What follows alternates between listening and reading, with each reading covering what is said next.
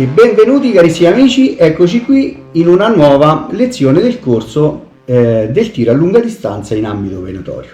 Oggi parleremo della parte più succulenta, cioè la balistica esterna. Ma prima di iniziare vi ricordo di iscrivervi al canale, di lasciare un bel like e di mettere un bel commento al video se questa serie vi sta piacendo. Per chi non ha visto la prima puntata, vi chiedo di andare nella playlist dedicata proprio a questo corso e di iniziare da quella puntata lì, perché in quella puntata abbiamo parlato della sicurezza e dell'etica venatoria. E partiamo da qui. La balistica esterna è lo studio del comportamento di un proiettile dal momento in cui lascia la bocca dell'arma fino a quando raggiunge il bersaglio. In altre parole, analizza il volo del proiettile nell'aria e tutte le sue variabili.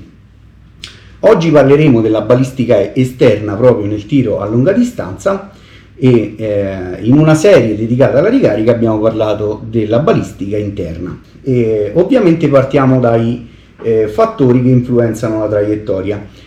Io mi sono preso ovviamente degli appunti e ogni tanto vi porterò all'interno del mio computer per farvi vedere qualche immagine o qualche formula. Quali sono i fattori che influenzano la traiettoria del nostro proiettile?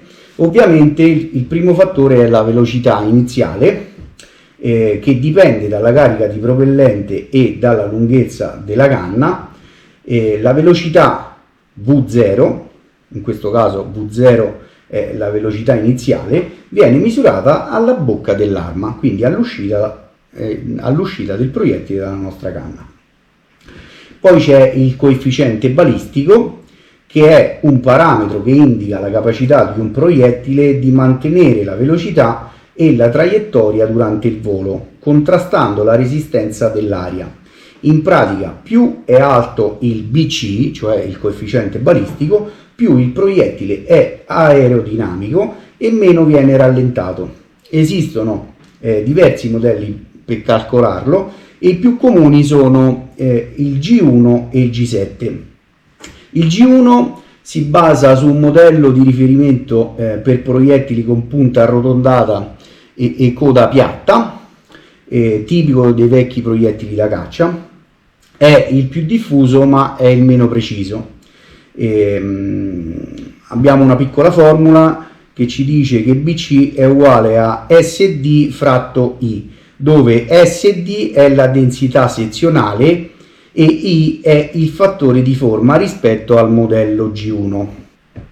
Il G7 si basa su un modello per proiettili long range con punta affusolata, quindi punta ben pronunciata, e coda a barca, cioè la coda del nostro proiettile ha un diametro leggermente più piccolo rispetto al corpo e questi proiettili vengono chiamati bolt tail. Ovviamente il G7 è più accurato per i proiettili moderni da tiro a lunga distanza e anche qui il coefficiente balistico è calcolato rispetto al modello G7 ovviamente. Le differenze pratiche: se noi prendiamo un proiettile,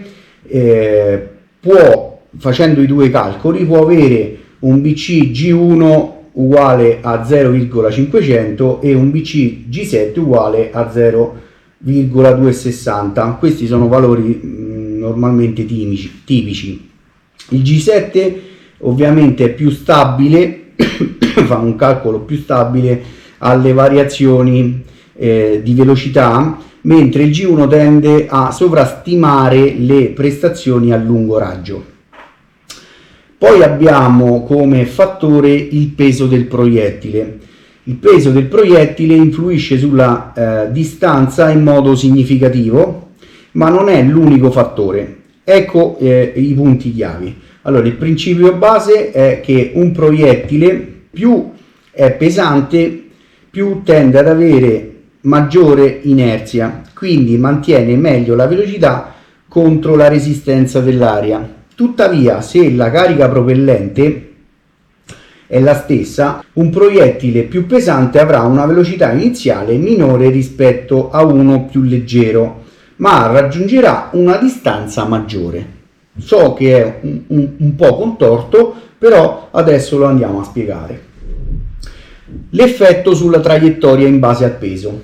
Proiettile leggero, parte più veloce ma perde energia rapidamente a causa della resistenza aerodinamica, perché il diametro del nostro proiettile resta lo stesso al variare del peso, e il risultato sarà che avrà una traiettoria molto tesa entro i 200 metri perché è molto più veloce, e poi effettuerà una parabolica molto pronunciata di caduta.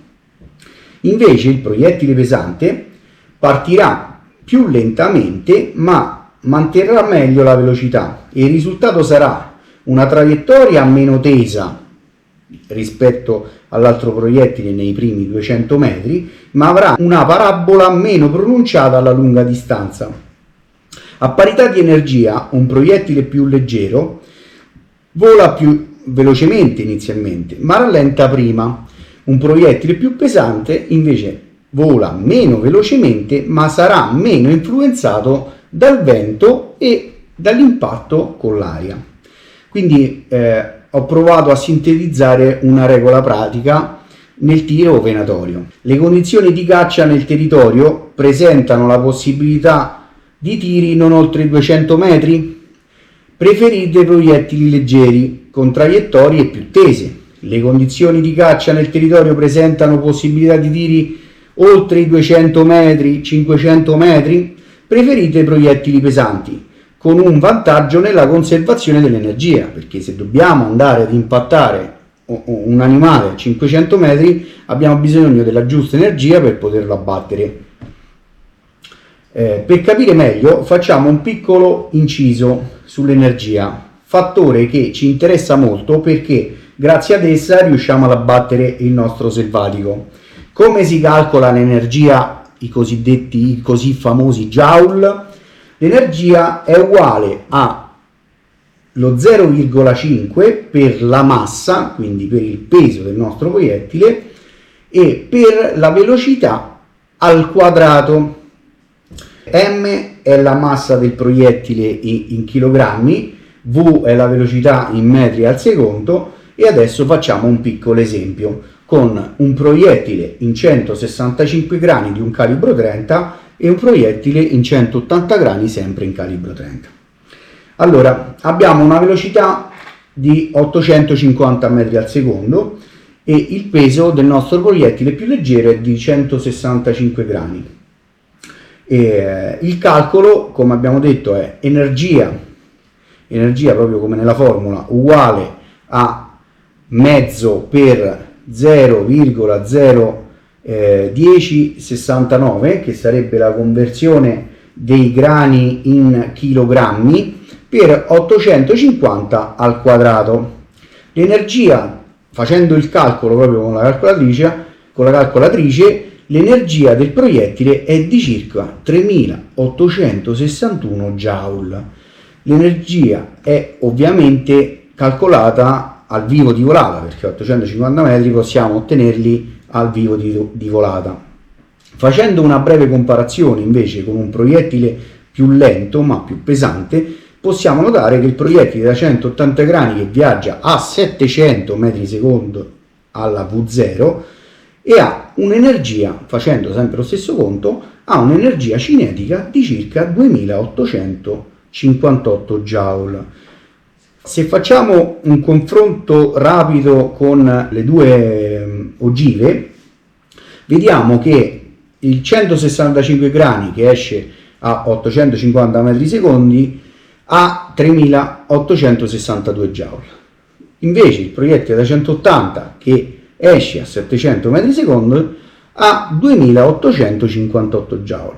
Perciò quello che possiamo vedere e dedurre da questi calcoli è che il dato fondamentale è proprio la velocità, perché nella formula è velocità al quadrato. Questi ragazzi non sono chiacchiere da bar, è fisica. Perciò tiri corti, ogive leggere, veloci, potenti nelle brevi distanze, tiri lunghi, ogive pesanti, avranno una minore caduta nelle lunghe distanze grazie alla conservazione della velocità e di conseguenza dell'energia. Quando sento i canali che sparano munizioni pesanti, faccio un esempio, 180 grani con un 30-06 a 5 metri, a me mi viene da ridere, perché vuol dire che stai facendo praticamente l'esatto opposto. E quindi, come abbiamo visto, per tiri corti preferiamo munizioni leggere, per tiri lunghi preferiamo munizioni pesanti.